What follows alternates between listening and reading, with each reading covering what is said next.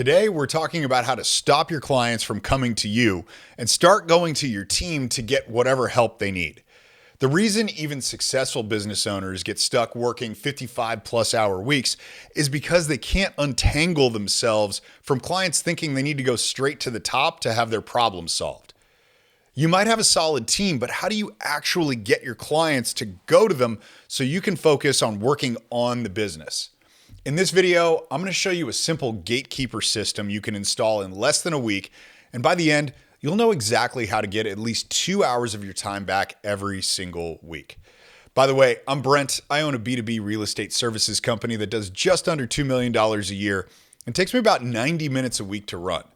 The rest of the time, I help seven-figure founders get 10 hours a week back in 6 months without losing profit or control. So let's break down the gatekeeper system step by step.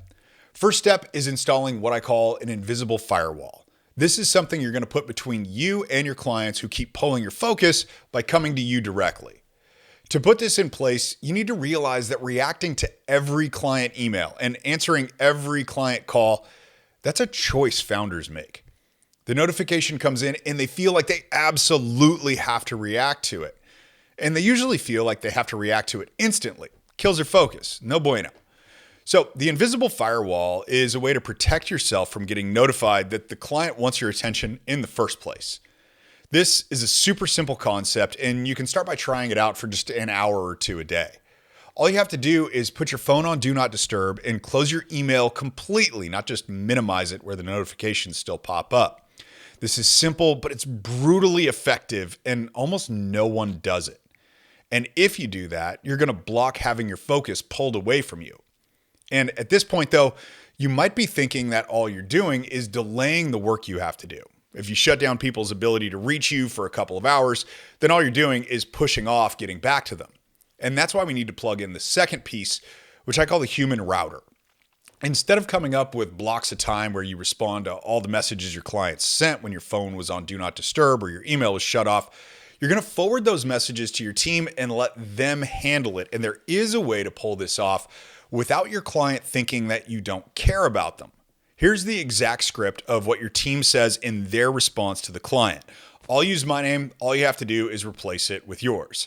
Hey client, Brent forwarded me your message because he's working on a time-sensitive project and wanted to make sure you were taken care of. That's just a two-part message. First, you're working on something else that needs your attention. Everybody gets it that you have priorities. Second, the client knows that you care about them getting the help they need. That's why you forwarded the message. Now, this script, it works on the phone, it works on email, text, however your team is getting back to clients. When you do this, your clients are going to start seeing that other people on your team are as capable of handling their issues, in some cases even more than you are. But even if you have to execute steps 1 and 2 perfectly, there are going to be some clients who still want to come to you directly. For those people, you need to put in a third step in the system, which I call the patience play. This is where you start helping your clients see that coming straight to you isn't a good way of getting the help they need. And you do that by responding super slow. Like take a couple of days to get back to them, even if what they want is simple and it'll take you less than 2 minutes to do it. This is probably going to feel really scary because you're going to feel like you're not providing good service, and that if you don't provide good service, you're going to lose the client. But what you're actually doing here is leveraging the client's lack of patience. They already know from step 2 that other people in your company are capable of helping them. And because they know that, they're not going to wait for you to get back to them.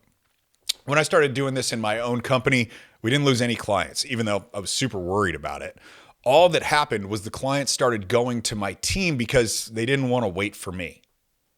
So to put all this together with a little bow on it, you're creating the space to focus with installing the invisible firewall where people can't get a hold of you. And if that freaks you out, just start small, build up from there. And you can start doing that today. Then you're forwarding the client message to your team using the exact handoff script I shared in step 2. You're training the client to see other people in your company as capable, and you can start doing that today too. Last thing, for your more stubborn clients who still come to you, remember, you're just leveraging the natural human behavior of impatience. They are going to start going to your team.